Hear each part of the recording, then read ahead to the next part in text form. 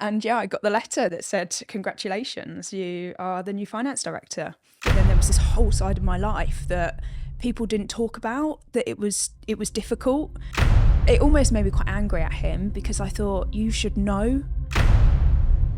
I should have left early. You know, if I had a car crash, I wouldn't have to go to the office.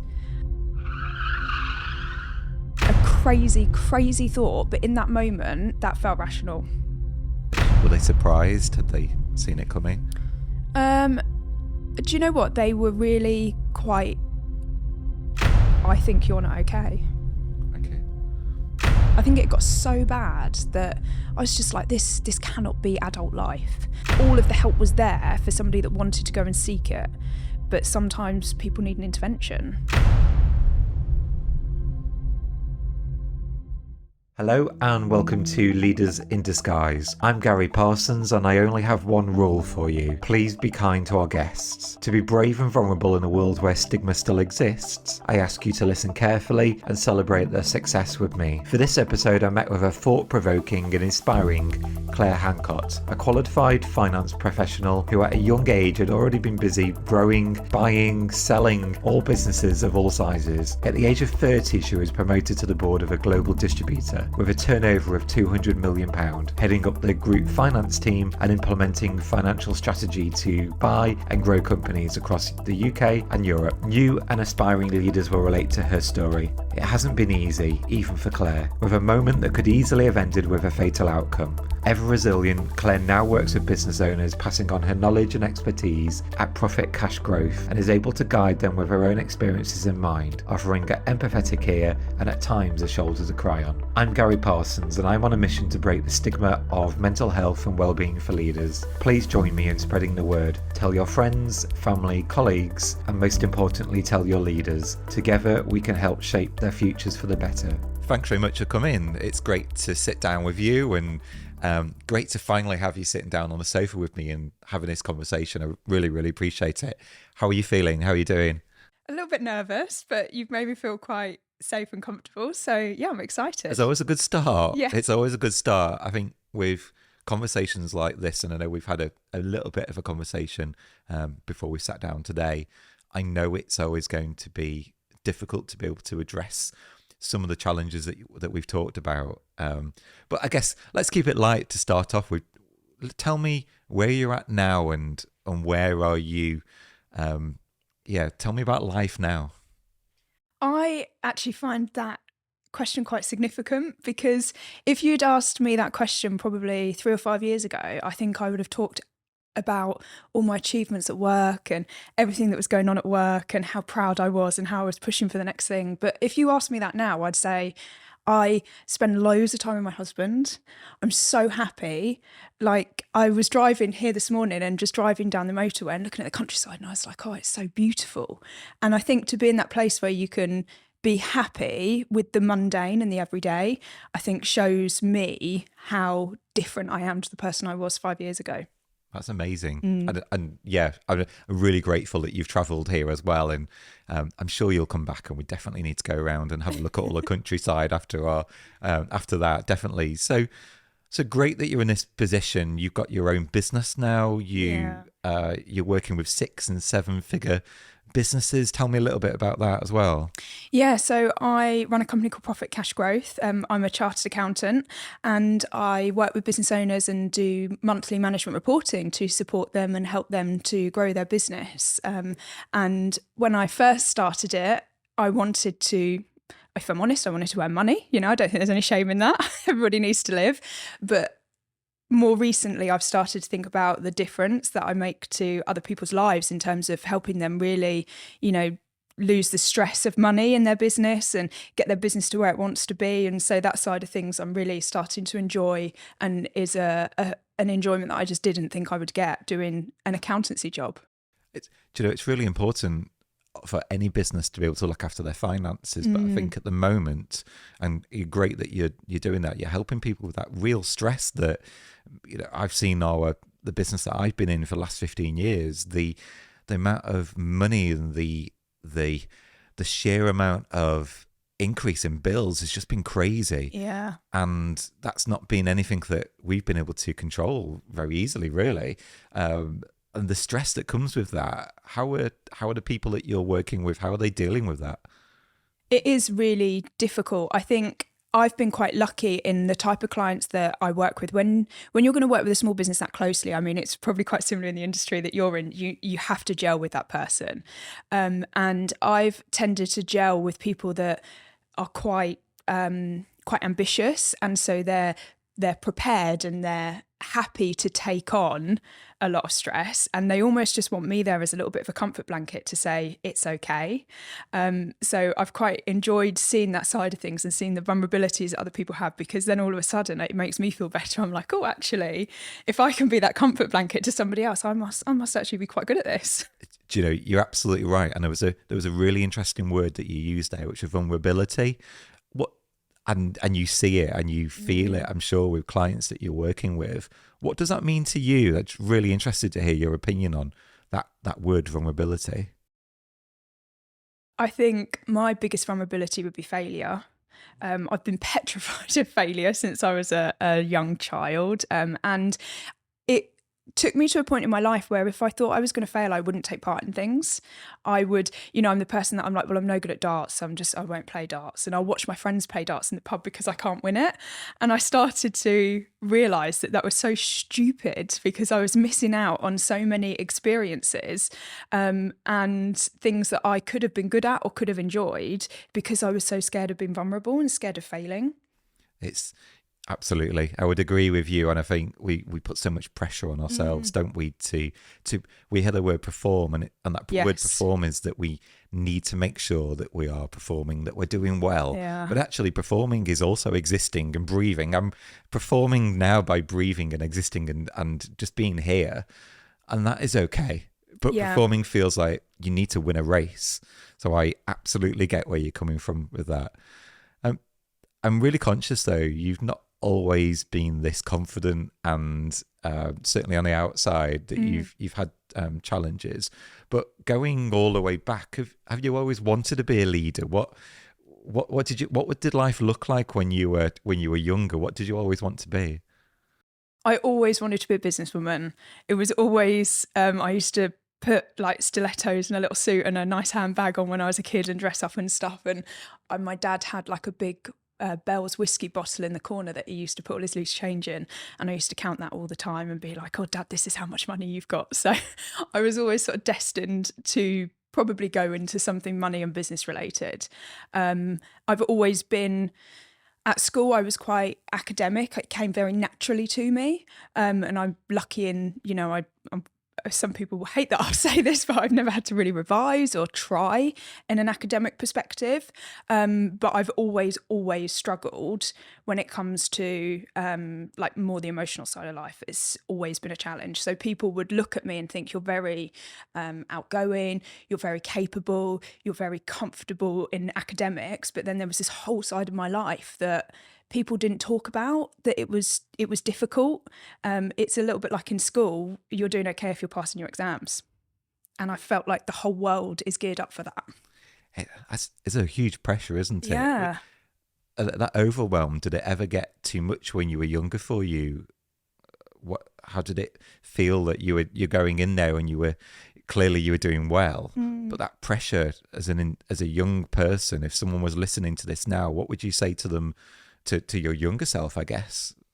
I would be the class clown, and I think therefore people thought that I wasn't taking life seriously and I didn't care. And I think when you see somebody acting out in any way, if it's behaviour or something that isn't desirable or doesn't quite fit in the setting, it's normally a sign that somebody isn't comfortable. And I think if somebody had just recognised that, instead of giving me detention, they just needed to talk to me and challenge me, mentally challenge me. And I responded really, really well.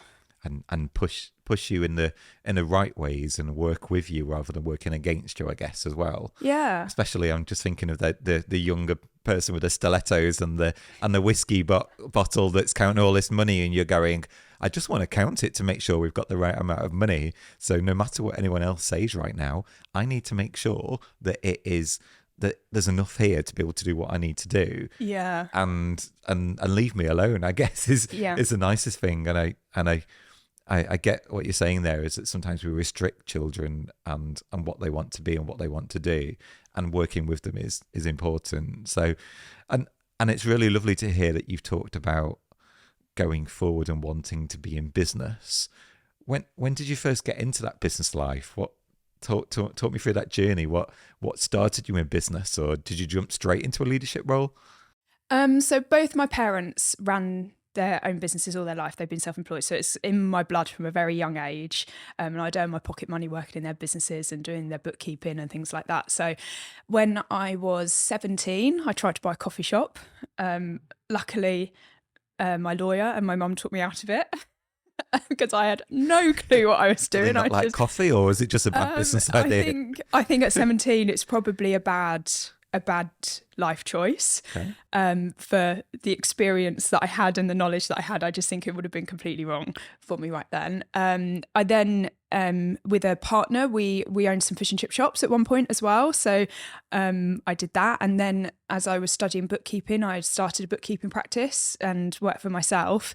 And then I really, really enjoyed working for myself. I enjoyed the freedom. I think really, if I look back now, I enjoyed not being challenged and being exposed to somebody saying I'm not good enough, because if you're your own boss, it's very unlikely that somebody's ever going to tell you you're not doing well enough. Yeah. So I think that actually I was maybe running away a little bit.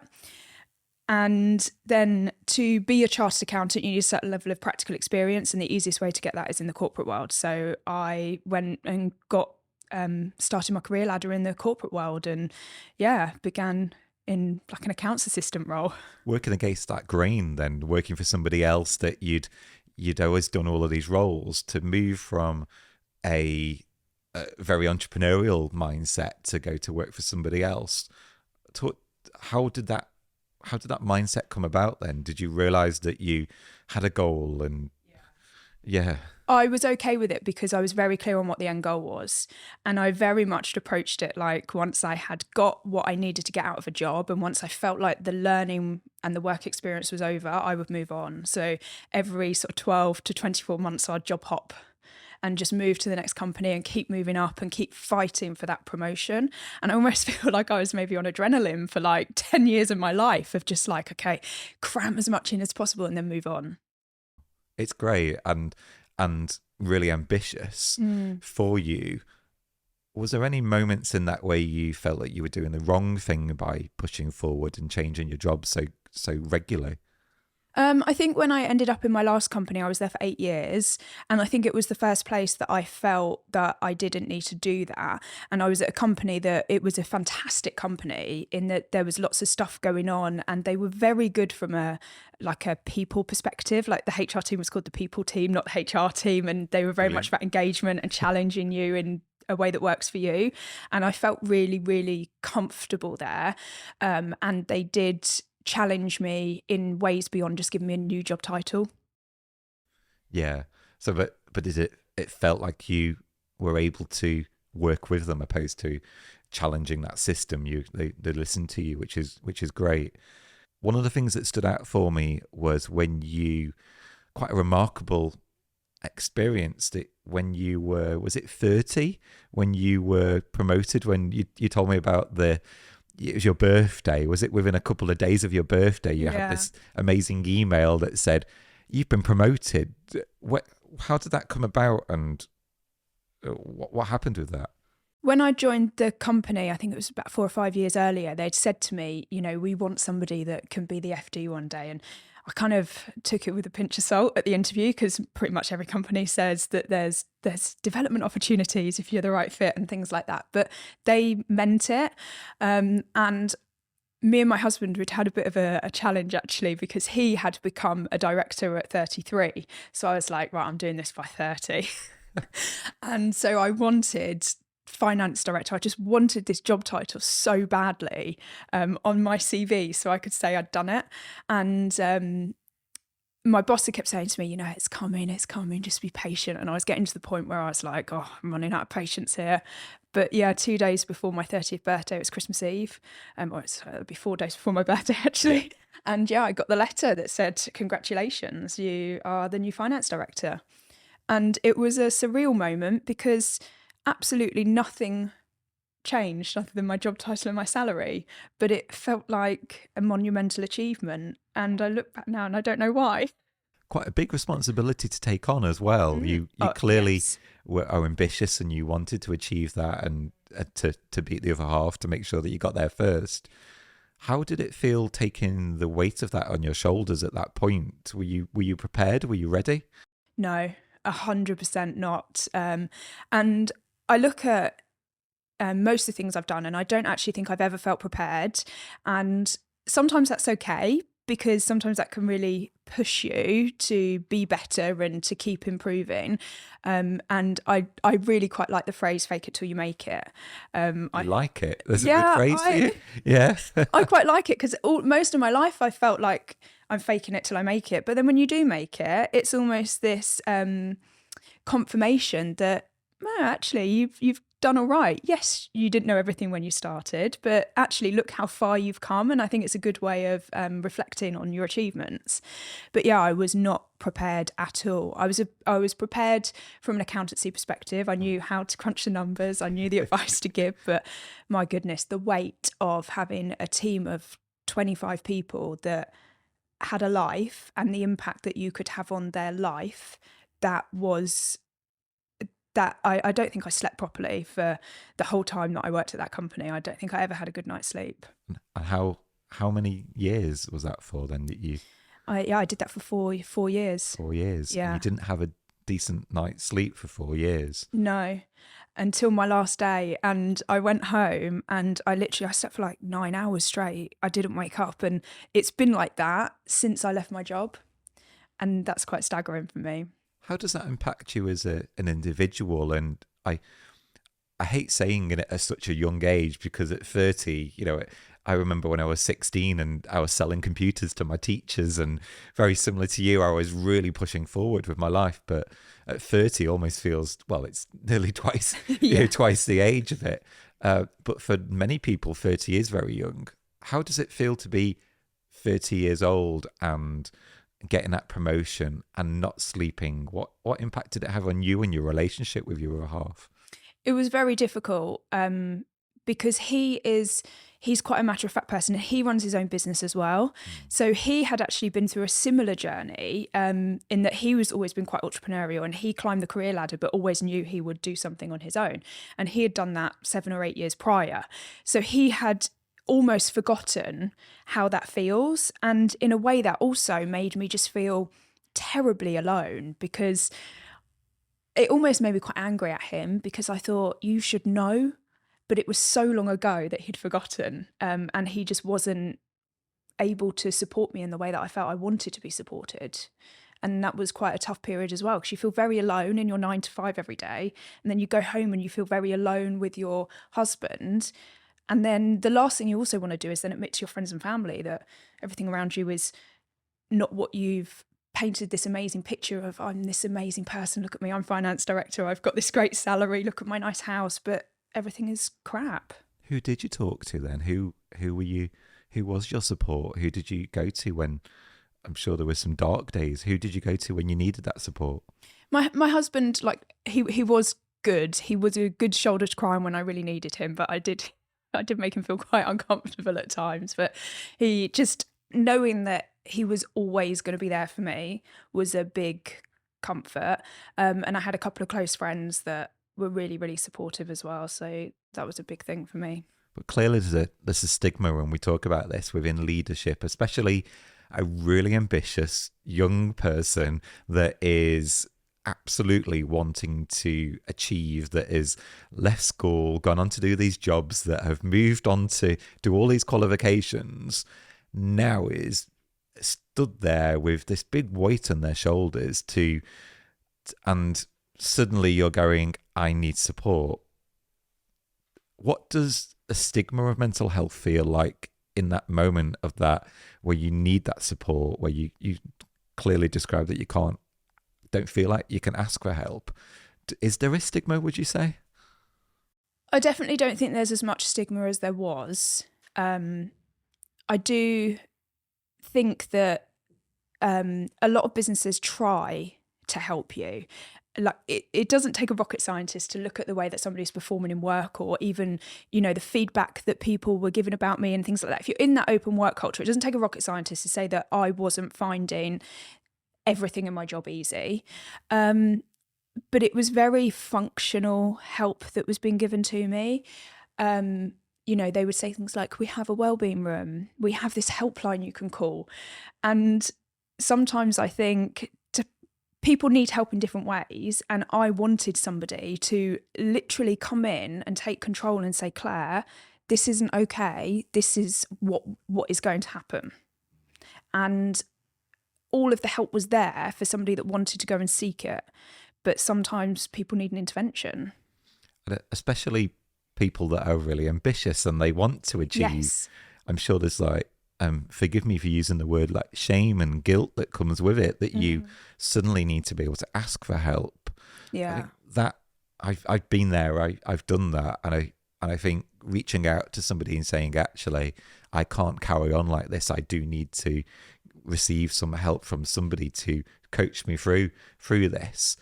It's a real big, difficult step to take. What would you have done differently? I should have left earlier than I did, I think. I actually think that one of the things that contributed to it, and maybe other people have experienced something similar, when you've been promoted several times within the same company, even though I was a director, and maybe this still exists in my head, I'm not quite sure whether this exists in the real world or not, but I feel like because I was promoted from finance manager to financial controller to finance director, that I was only ever a junior director. I never felt an equal to the other people within the team. And I always felt that if I had gone and got another job as a finance director, going in as finance director, and they didn't know the junior Claire that came in, then I would have felt more comfortable saying, I need a bit of help with this. I felt like I was always having to prove that I was worthy of the job I was in, worthy of the promotion that I was given. And that weighed really, really heavily on me consistently. So I do think that I should have left sooner, actually. And you did leave. Yeah. And that was a real dark day for you that should have come sooner. Talk to me through that, because I know we've spoken briefly about it. Tell me about that day where enough was enough for you. Yeah, so when I'd been having all of these thoughts for a long time, thinking I literally thought I hated my job, and I even got to the point where I was like, maybe I don't want to work in finance anymore. I hated everything about everything. And I'd started to withdraw a lot. And with COVID, where we were not going into the office, I started to find that I was making every single excuse to avoid meetings with people. I was quite happy doing the work at home on my own. As soon as there was like a Teams call or a physical meeting, I would find a reason to not go to it. When you had to isolate for 2 weeks, that was like a godsend. And I kept making excuses to avoid the monthly the monthly board meeting. And I'd probably avoided 6 out of 10. And nobody had raised it to me, which almost made me more angry. And then I started to think, well, clearly I'm not good enough. They don't want me there anyway. Otherwise they'd say, why are you not coming to these meetings, Claire? Yeah. Some flags there right away for you. And I'd sort of run out of excuses of, I've got the dentist, I need to isolate, my cat needs to go to the vet. I'd gone through everything, and I couldn't think of any reason to get out of this board meeting that I needed to do this presentation at. And I was driving to the office, and the thought entered my mind. I was like, well, I could just, if I had a car crash, I wouldn't have to go to the office. And that is a crazy, crazy thought. But in that moment, that felt rational. That's just, I'm so sad to hear. I'm sorry that I've experienced it. I think, to want to do that, and that could have happened. That could have been something that quite seriously could have, your husband could be on his own now because of that. It's I'm sure there's people that feel like that every day, and it's and great that you carried on going there in the nicest way Yeah. to find it. What did that? So you got there. Clearly, you went to that meeting. Yeah. Did you have that conversation that day? How did that conversation go for you? And who did you talk to first, I guess? Yeah, so I talked to my husband. I was actually quite lucky because that meeting was then a couple of days before we went on holiday. So I had some breathing space. And when we were on holiday, I just had a complete breakdown, and I just said, I can't do this anymore. Like, I'm miserable. I'm also making you miserable because, we don't have children, so we are each other's world. We're a very, very happy couple. And when 50% of you isn't happy, it affected everything we did. And he fully agreed that it was the right thing for me to do to leave, and that he spoke about when he went through a similar thing leaving his job. It wasn't on particularly bad terms, but it was just right for him to leave. And he said that he had 3 months gardening leave, and he said that 3 months for him was life-changing because he had time to just like find yourself and think without the pressure of needing to earn money or needing to go to work or anything like that. So he was incredibly supportive. And yeah, I then went back to work and handed my notice in. That conversation. Were they surprised? Had they seen it coming? Do you know what? They were really quite nice. And in a way, it took me by surprise because quite a few senior people spoke to me and said, let's find a way to make it work so that you can stay. I didn't tell them the full extent of how dark I was feeling. I didn't open up about that, but I did open up about the things that had led to that in my job, about how I wasn't feeling supported, I wasn't feeling challenged, I couldn't see my future, all of those types of things that I shared with them. And they were very good. But I think because that journey had been so long, like I'd known for so long, probably 2 or 3 years, that I was leading to this place, this really dark place, that my mind was made up a long time ago. And I think it just needed to get really bad to give me that kick up the butt to do it. And I think that's such a shame. Did they realise that? Did they see? Did they say to you, like, we'd seen this happen? Did they picked up on the signs? Because I think it's really hard, isn't it, to see the signs of this happening, because we wear this mask and we try to hide it. Did your mask slip at all with them, do you think? Really interestingly, none of the senior leadership team said anything like that to me. But the people in my team had said to me, we've seen you withdrawn, we've seen you not happy, we've seen you be more stressed and be disinterested and careless. And they were all like, we knew this was coming, and we're really happy that you're now happy. And I thought that was quite staggering, that it wasn't the leadership in the business, it was just everybody else saying it. Had you seen any other leaders go through anything similar there? And I don't want to break their confidence, but had you, because I don't think you're alone. Yeah. And how did you see that happening? There was one other person that was fairly public about having some troubles, but they never really spoke about it and what happened to them and how they felt. They just kind of said, I haven't been very well. I've been off work and now I'm back. So it wasn't a stigma as in, it was like, oh, I broke my leg, I've been off work and now I'm back kind of thing. And it was so matter of fact. And I felt that could have been more impactful than it was. I also think that made me somewhat hesitant to come forward and say, I'm not very well either, because it's like when somebody tells you about it, but if somebody says, I don't know, I'm getting married, you don't then talk about you're married and overshadow them. You make it their moment. Yeah. And actually, sometimes I think other people talking so much about something that's happened to them can then make other people think, well, okay, mine isn't as bad, I need to keep quiet. You make a really valid point, because actually it's individual to us all. Some of us have a really high tolerancy of stress.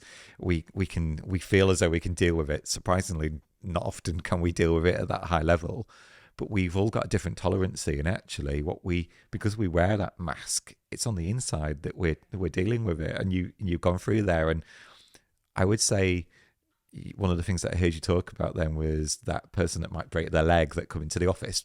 It's quite hard to wear a mask on your leg that's broken and come in Yeah. there.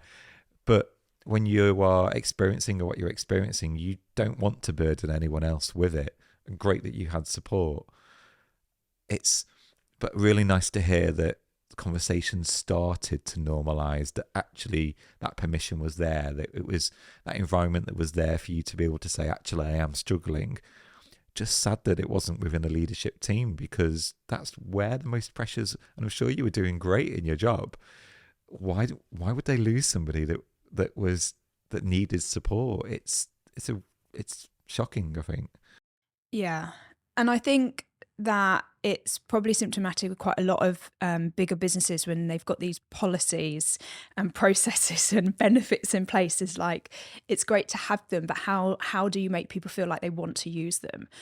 And that was the thing for me, is that wasn't the help that I needed. So then what? And the help was all very similar. It was like, there's this helpline, there's this group you can go to. And I felt like I needed something a bit more personal to me. Where did you go then? So you've paint the picture. You've gone on holiday. You've come back and said, I need to do this. The team have said, yeah, I think it's the right thing to do. You're working your notice. Where did you go to for support after that? I think opening up to my friends a lot more about it, and also hearing that they've been through similar things, made me feel a lot more comfortable and made me realise how big my support network was. And I didn't realise. I felt very alone in that moment, but actually there were so many people that would have helped if I had asked. But also, quite interestingly, as you realise a lot about people in your life and who is really significant, because it was my brother's wife. She was the only person in my whole entire family and friend network that said, I think you're not okay. Okay. And did you, and actually that's great for someone to spot it. How did that feel, that your mask had slipped that little bit for that one person? Liberating, I guess, or was it quite scary? Actually, I think I got to a point where I didn't care anymore. I think it got so bad that I was just like, this cannot be adult life. Like, this can't be what I studied 7 years for and worked really hard for. I was like, there's got to be more. But I think with a lot of people, when you've been through something difficult in your life, be it mental health or anything, grieving or just any trouble that you've had, you hit rock bottom. And I think I was there, and I was grateful. I was so grateful. Did you ever consider professional help, going to a counsellor or a therapist, or there's so many different people out there? I have, actually, and I very much think that you shouldn't just go to a therapist or a counsellor if you've got a problem. I think everybody could benefit from just going and chatting things through with somebody. I found a lot of solace in sport, actually. I love the gym. I spend good 2 hours every day doing exercise and just making my body feel good. And I think having this safe space where I could just go to and be myself really has done a lot for me. I think I will at some point speak to somebody, but I'm not quite sure what I want to speak to them about yet. And I always think there's normally something in somebody's life, like a trigger that has made you think a certain way that then makes you react to situations in the future that causes a chain reaction. And I'm not quite sure what that moment in my life was yet. It's interesting, isn't it? The therapy, we hear that word and we think, oh, we need to go there with an exact topic for them to but like going to your doctor and saying, I am struggling with this pain in my leg, I need this exact help. But actually, you could go to your doctor and say, genuinely don't feel well. Can you help? And that's what they're there to do. They're there to work with you to diagnose where they need to support you. But very often there's that, I don't want to use the word stigma too much here, but there is that misconception of therapy that we can go and just talk. And it's called talking therapy, is out there, and just understand like what's going on in our lives. And so, yeah, I definitely would encourage you to do that. Talking about that word stigma there, I think there is or certainly I've seen is, particularly in the UK, is that having a therapist, as you said, everyone really should have one. But whether there's enough of them, there's a huge waiting list for people, of course, at the moment. But everybody, if they can have an opportunity to have therapists, whether that be a really great friend that you've got, or some mindfulness of somewhere. Therapy is so, there's so many different facets to therapy. But yeah, definitely a professional one is worthwhile. When you are in a leadership position, when you are stood there and you're saying, actually, I need some help, what does the word vulnerability mean to you as a leader in that situation? Is there a permission there to be vulnerable? Who with? It's a tough old word to use. How would you define that? I would define it very differently now to what I would back then. I think now I would say that you're being vulnerable, or you're putting yourself in a vulnerable situation if you're not able to show some emotion and show who you really are and show how you really feel by showing some vulnerability and saying, do you know what, I'm really good at these things, but these things I'm really struggling with right now. And that's normal. Everybody's got strengths and weaknesses. But back then, I thought any weakness was a vulnerability. And when I was thinking about getting the next job and becoming a finance director and a leader, I focused so much on those skills that you can put on a CV. You know, can I sit in a board meeting, and can I find an investor and have a conversation with them, and can I do accounts, and do I know tax? And I never contemplated what skills I would need in terms of the leadership skills. You know, what were my coping mechanisms for making sure that I'm a good leader, and what do my team need from me to do for them as well? And nobody ever talked to me about that, actually. When they were talking to me about promotions and talking to me about this leadership course and this management course, nobody ever spoke to me about those things. But it's a really interesting module that I see that come up on most leadership development programs, and that is how to have difficult conversations. Mm-hmm. But very rarely do we actually see it where they say, oh, you need to have a difficult conversation with yourself. Yeah. And there's a really interesting point there, isn't there? Going, okay, you can teach me HR, you can teach me the marketing elements, some of the non-finance people, you can teach me some of the finance elements. But very rarely do they sit down in these programs and they say, this is how you need to manage your own well-being. This is where you need to have that difficult conversation with yourself and allow yourself to be vulnerable and go out to the world and say, I need a bit of help, please. And we don't do that. We take it home. Great that who sounds amazing, by the way, your other half. And I'm sure he will say he's very lucky to have you in his life, but I'm sure you feel that the other way around. And we definitely need to meet him one day. And but for being in that situation, I think very often we don't feel like we've got permission to speak out, and I can definitely hear that with you. To just move forward, though, you did make that step. You moved forward, and you went and you made a big step, and Yeah. actually sounds like the right one for you at that moment in time. Fortunately for everybody else. How did it feel going out into the big wide world of? Because is this when you set up your own business and you? Yes. Some would say scarier than what you went through and more pressure on yourself because clearly you're a capable individual. You know what you're doing. You've been there in such huge companies. You're going forward and you're now supporting everybody else. How on earth do you go from this dark days of pressure and responsibility to pressure and responsibility? Yeah.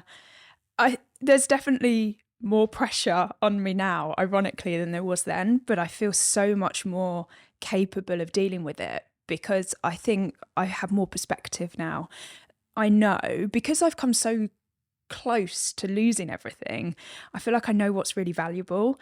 And actually, being around other people in the business world in particular that are not putting this mask on and pretending like they're earning loads of money and they've got the dream business and they've got this amazing work-life balance. I think business owners are much more comfortable talking about it because you can't really hide it. If your business isn't working, you can't hide it anywhere. Whereas in the corporate world, it's much easier to hide. So from that perspective, being around people that are quite open in saying, do you know what, I don't have a clue how to do this. Can you help me? It's just been really refreshing, and it has made me much more comfortable in seeking the help with things that are not in my skill set, like sales and marketing and legal and all of those practical things. And as soon as you start being more open to not knowing everything, all of a sudden it just opens your eyes up in the world. Being vulnerable and saying, Yes. I need some help with this, please. Yeah. And that's okay. And becomes the strength for you to be able to ask for help. Yeah. Hearing you talk about that, I can see the excitement in your face and how confident you're like going out there, and you can finally show all of these people, all these skills that you've learned, even though it's quite scary, and you've admitted that it's, okay, you're happy to be vulnerable. I wonder if you now work with businesses and you see people going through what you went through that perhaps are in those situations. What signs are you seeing, and how would I spot that if I was working with somebody? A lot of what I do is in numbers. It's a relationship thing. So that has been difficult, is knowing where that boundary is. But people will, when people are struggling, they actually say more, and they will often drop hints left, right and centre. And I think it's about being in tune to them. So they'll talk about a lot of achievements, and then a lot of people will actually make a joke about some of the tough things. And if you can just pause for a second and read between those lines and say, just ask them, are you okay about that? Or what impact is that having on you? Then all of a sudden they start to open up more. And being comfortable in silence is not a skill that a lot of people have. But if you can ask somebody a question and then just sit in silence until they feel comfortable to give you the answer that they want to give you. And at the end of the day, I can't help people in their businesses if they're not honest about the situation that they're in, both from a financial perspective, but also from a personal perspective about what's driving them, what's happening in their private life to a certain extent. Because when you run your own business, there's not really a differentiation between business life and home life. No, absolutely. And I think those days where we talked earlier about paying the people that are working for us and making sure that they don't default on their mortgages and all of these things, we have a huge amount of pressure not only to keep the business running but on other people.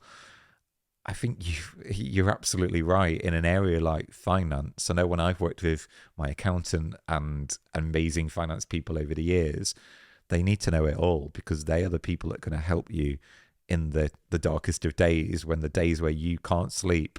They need to know what's coming around the corner, I guess. Credit to you that they are happy to say it to you. Are there any moments in the time that you've been working with companies where you wish that they had spoken out to you, where they had been struggling, that you wish that they had spoken to you about it? Do you know what? The most difficult client of mine that I've got is my dad. Okay. And Hi, Dad. he doesn't share anything emotional. And I think it's working with him. My sister actually works in the business as well. So it's probably number one rule, never work with family. But that has opened my eyes up, because I really went into that relationship thinking, I need to treat you like you're any other client, and we need to not have this dad-daughter boundary. And we were having this conversation about he's thinking about retiring long term, and we were talking about who could replace him in the business, and he shared some vulnerability with me for the first time ever, and he said, I'm not that good at this, so anybody could replace me.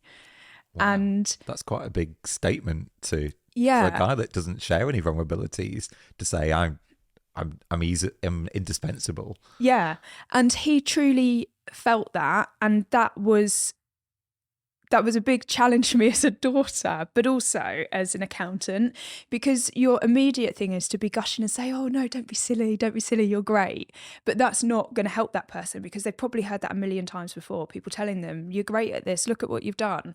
And it's that question of what makes you feel like that is so powerful. And I think it's just asking those questions and allowing people space to talk, and not just constantly telling people what you think about their situation is more important.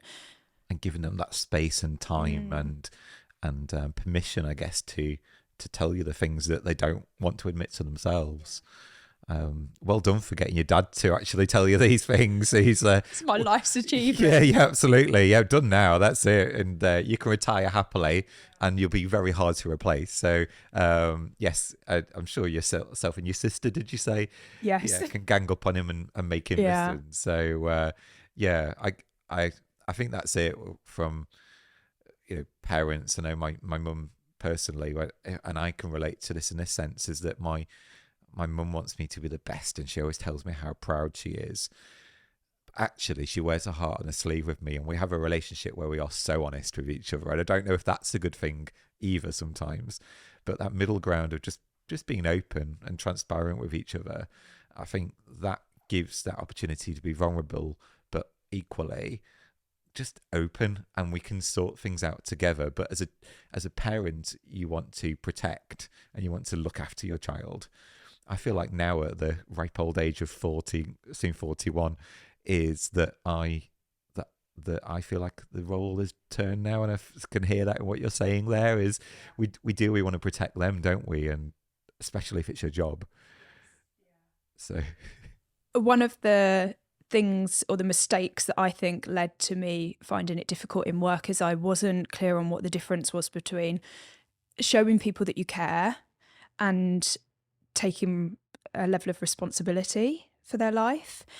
And I think it's really important to show my clients I absolutely care about what happens to them. I'm so emotionally invested in their success. I want to see them achieve, but I'm not responsible for making sure that they do achieve and get where they want to go. And I didn't find that balance when I was in a leadership position. I had some horrendous challenges thrown at me from a managerial perspective. We had somebody suffering with alcoholism, we had cancer, we had all the run-of-the-mill things like maternity and paternity and all of those things as well. And a lot of these things were things I hadn't personally experienced in my life. I've been quite blessed in terms of my life has been so far quite plain sailing. It doesn't sound like it from this podcast, but and so I hadn't experienced a lot of these things, and so I didn't know the right thing to say. I didn't know what to do. I didn't know how somebody was feeling, and my default was to try and fix things for them, and that meant that I took a lot of responsibility of feeling like I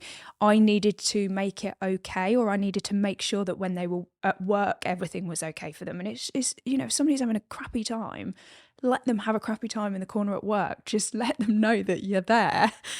And it's okay if they run away crying for the day. And it's that type of thing, that it's okay to just be in a crappy mood and still go into work and say, I'm having a really bad day, but I'm here, just go easy on me.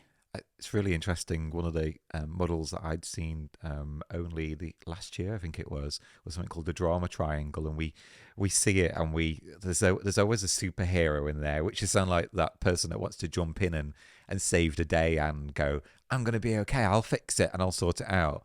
But if there's a superhero, and there's normally a victim on the other side of that as well, because, and it sounds like potentially you were in this, is that you were going in there and saving a day, but you weren't able to then do other things, and you were using all your time up and your energy and your emotions to go and help other people. And then the third dimension is obviously the other elements of it, and actually I might talk about that a little bit more later on down the line, but just going in and saving that person is not always the right thing to do, but we don't want them to suffer. So there's that, trying to find that balance, isn't there, of making sure that you're kind to yourself, but equally kind to them by supporting them and not saving their day, but just giving them that support. And it's a hard balance to get as a leader. I'm sure I don't think it's any leader will go out there and be able to say it, firmly that they know how to do that. And ironically, I made a role for my own back because, it's sort of leadership 101 is that you need your team to function without you. But by me constantly being the saviour to everybody, there was nobody else in my team that was the saviour. So then when something was wrong with me, nobody was there to save me. So ironically, I'd committed like the cardinal sin of leadership by trying to rescue everybody constantly. And, absolutely. I know one of the things I was going to ask you about is your leadership style. And it feels as though you are very much that mother. You want to look after people and make sure that they're okay. Has your leadership style changed in the time and the experience that you went through in the corporate role that you were in? I am not actually by default a highly sensitive, caring person.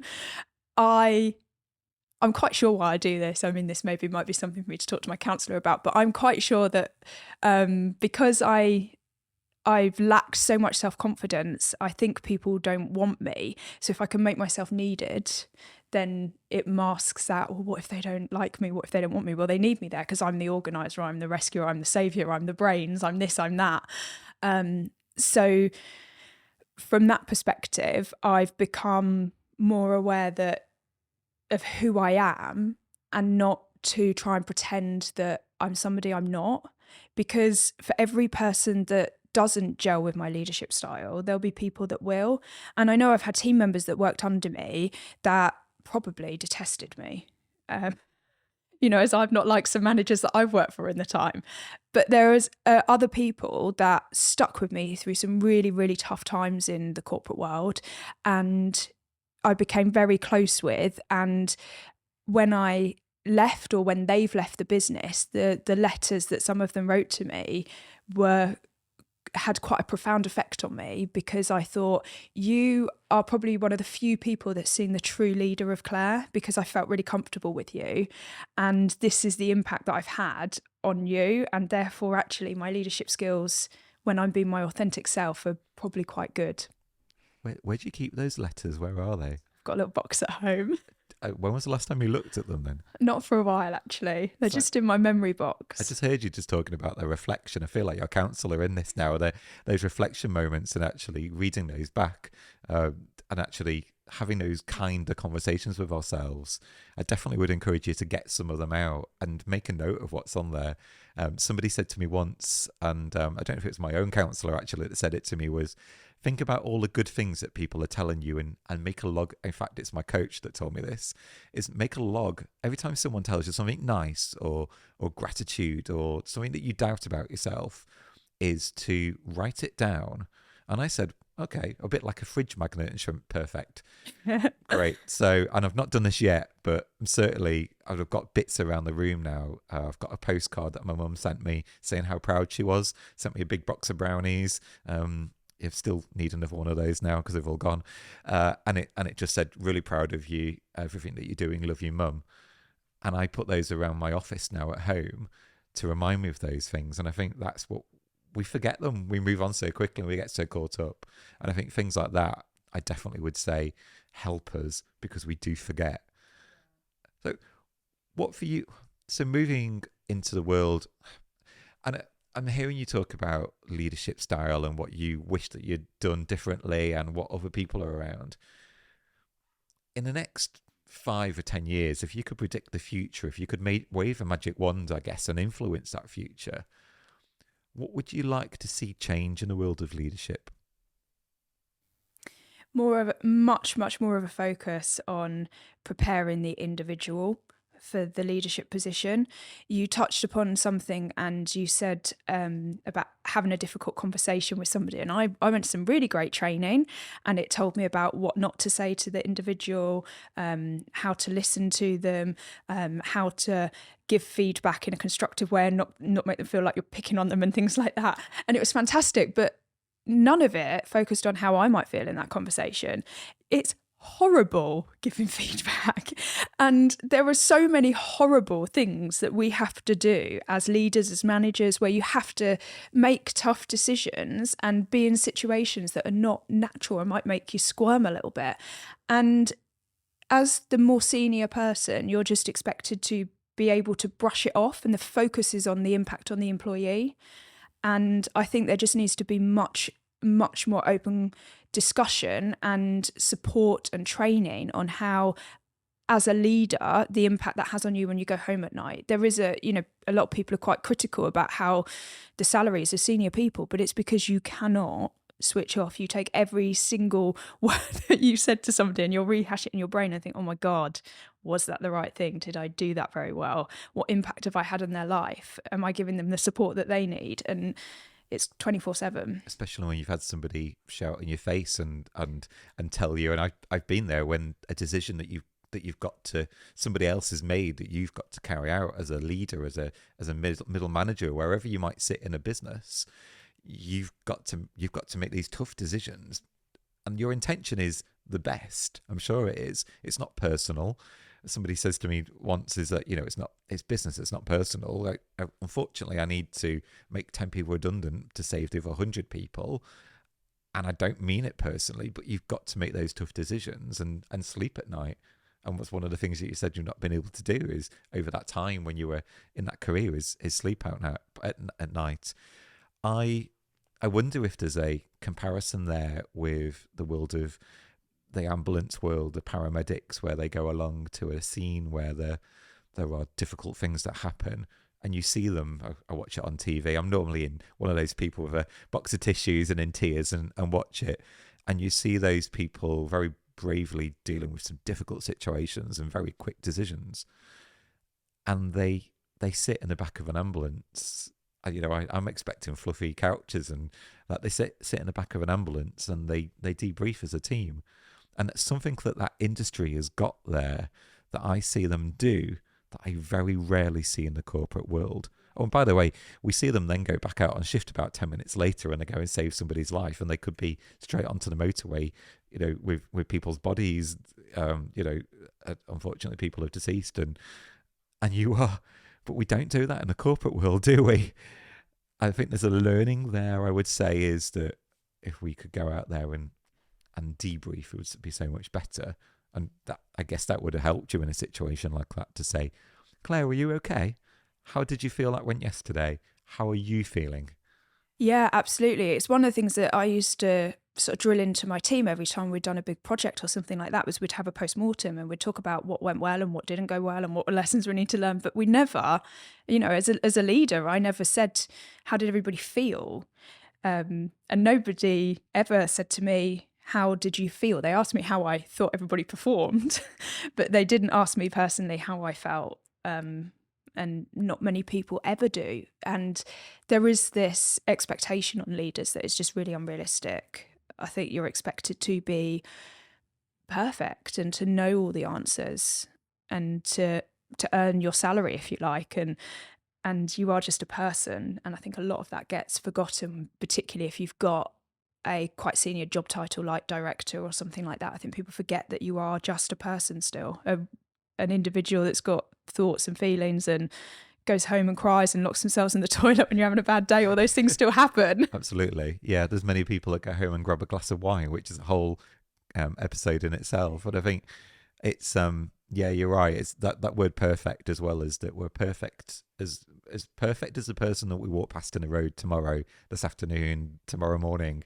That actual, it's very open to definition, and to be perfect is to be able to say, I'm not having a great day, I've struggled, I found that difficult, or I did an amazing job and that is where my skill set is and I am good at doing that. Claire, we're quickly running out of time. I have really personally benefited from listening to what you've said today. It's really helped me. Is there any takeaways that stand out for you that we've talked about, that you feel anyone listening to this needs to go away, one single thing that they need to go away and do on the back of listening to this? I would say that if you have a feeling that an action or a thought that you're having is not okay, even if you're not sure, you think, oh, am I avoiding this situation, or am I feeling down too many days in a row? Just tell somebody, because it's so much easier to get help and to get coping mechanisms or get a fix for it when it's a small problem.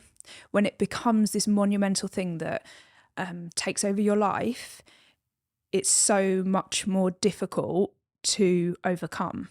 And I wish, if I look back now, that first time that I thought, I don't want to go to that monthly meeting, I wish that my brain had said, Claire, that's a red flag. Interesting. Nip it in the bud. I guess not overthink it, but just nip it in the bud and just spot those early signs in what's going on. So brilliant. Thank you. I really appreciate it. If anyone wants to reach out to you, I don't normally do this with guests, but you're out there when you're going out to help other people. How could they reach out to you? Are you on Instagram, Google, Facebook, all those types of things? Yeah, I'm on pretty much everything, but the best way is just to drop me an email or give me a telephone call. Brilliant. And what do they need to look for on the handle, the Twitter social handle? Claire Hancott or Profit Cash Growth. You'll find all my details on my website. Brilliant. And that's HANCOTT. Yes, and Claire with all the vowels, CLAIRE. Perfect. Brilliant. Thank you very much. Really appreciate it. Thank you. Thank you.